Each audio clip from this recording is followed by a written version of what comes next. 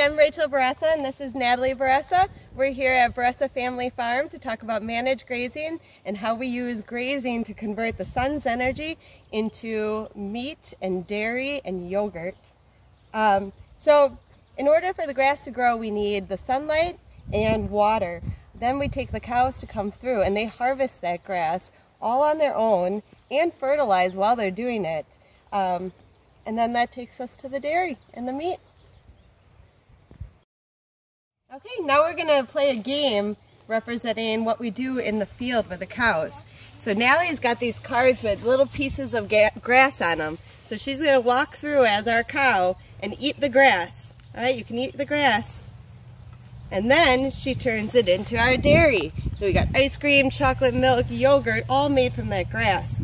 After that, she also will poop as she's in the field. But that isn't just poop. That's fertilizer for the grass and food for the microbes and bugs. Okay, here we've got our field set up, and each of these increments is going to be what's called a paddock, and that's for 1 day's worth of feed. So we're going to have our cow Natalie start grazing. So Natalie eats some of the grass and turns it into, what do we have on there? Chocolate milk, ice cream, cheese. Which is your favorite? My favorite is ice cream. Well, you're the cow. You're supposed to say the grass. Okay. All right. So you see, as she's eating the grass, she's also laying down those poop cards. So those poop is going to be food for all the little bugs, in addition to the grass. So she does all the fertilizing, and we don't need to add anything else. All right, good job, Natalie. She's almost done grazing this pasture, and then we're going to move her into the next day.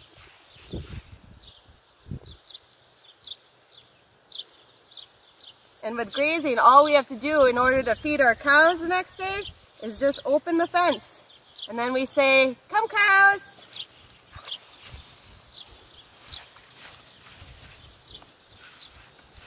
And now she starts eating the next day's worth of grass. So you can see, compared to other agricultural systems, we're not doing any planting crops. We're letting Natalie do all the harvesting and all of the spreading of manure.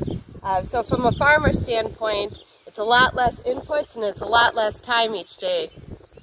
All right, you done with that day?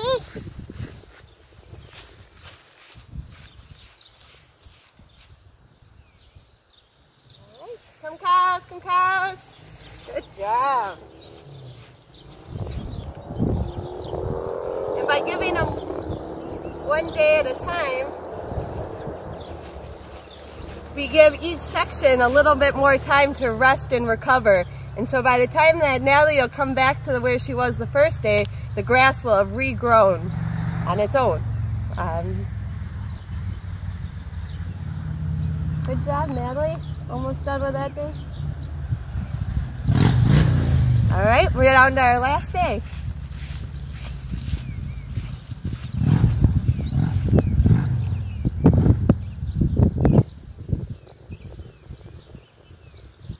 All right, come cows.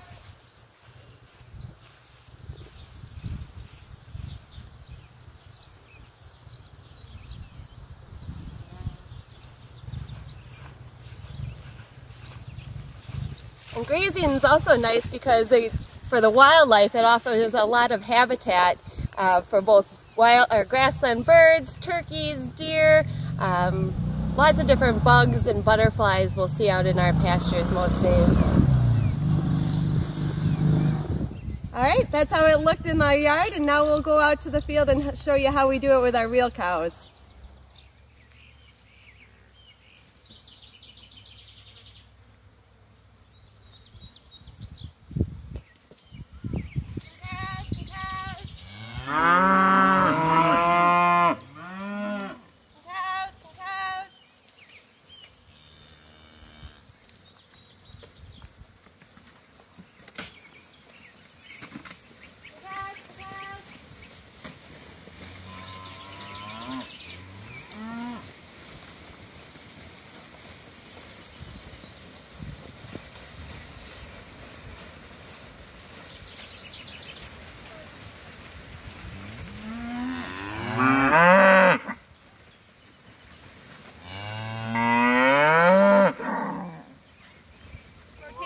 grazing, we plan to be around the farm, utilizing each field one day at a time. So what you saw over there was what this will look like tomorrow. From here I'm going to move the cows to the other side of the farm where they were about 40 days ago. And then we'll be back over here in about 30 days and it'll look just like this again. So we try to get about 5 rotations through each pasture through the growing season. And if we can extend that at all, let's do better.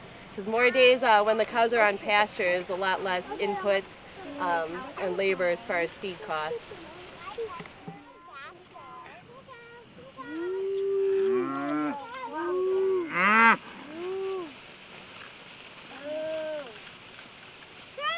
So you see my cows are medium frame cows that'll do better finishing on grass than some of the larger dairy breeds.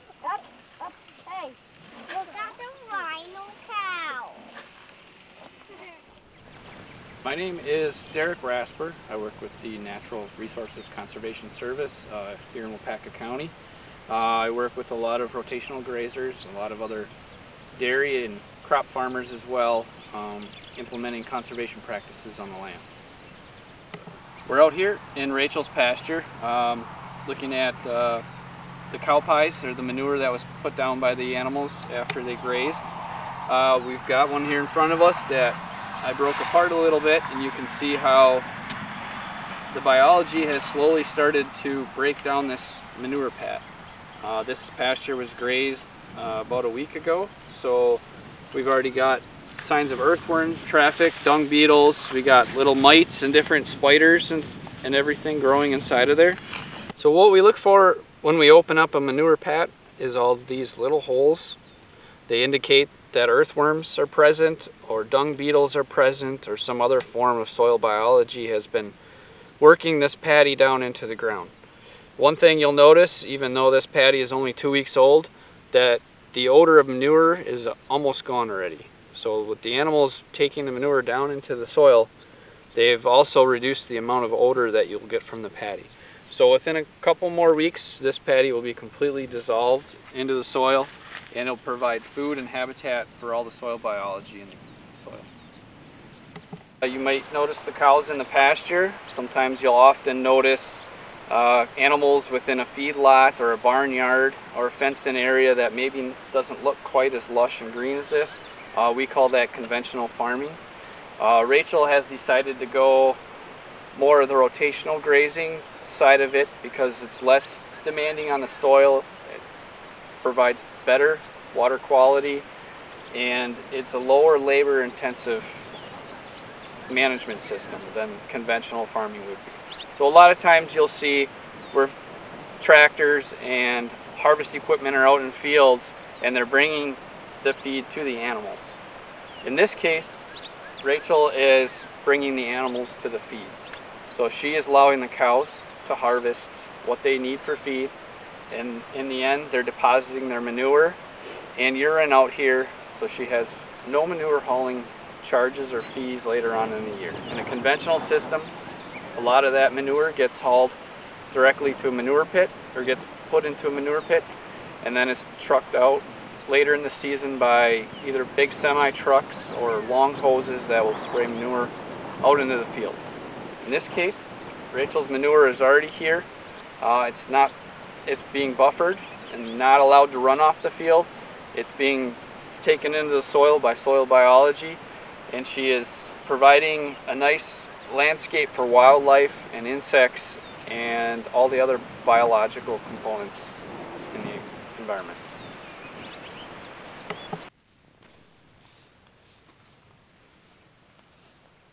Nice sandy soil. Alright, we're going to take a look here at the pasture soil. This particular pasture has been in this grazing system for several years, at least since 2015, so we got about 5 years of pasture in this particular one. But some of the things that we look for, we dig a hole, we'll go down about a foot or so, and we want to take a look at what's going on below the surface. So we've got the sod block here, and when you're looking at it, you're looking for root structure like this. So you got all these nice roots that go deep. Most of these roots are down, they're broken off, but they're going down at least, 8-10 inches probably, if not farther. This particular grass can go down as far as 6 feet. And then you're also looking for any signs of life. So you're looking for things like earthworms, you're looking for things like beetles, there's spiders you'll find up in the surface area here. And if you look at this particular sample from the side, you can kind of see the difference in color from top to bottom. So you have all this dead material on top that slowly breaks down and works its way into the soil. And that's what earthworms and mites and spiders and all the biology in the soil do, is they take dead material from the top, move it down into the soil, and it gives you this dark, lush, nice soil where we store a lot of carbon, and it'll hold a lot of water for future use and to continually grow the pastures.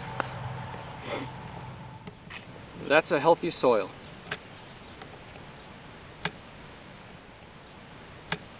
Thank you guys.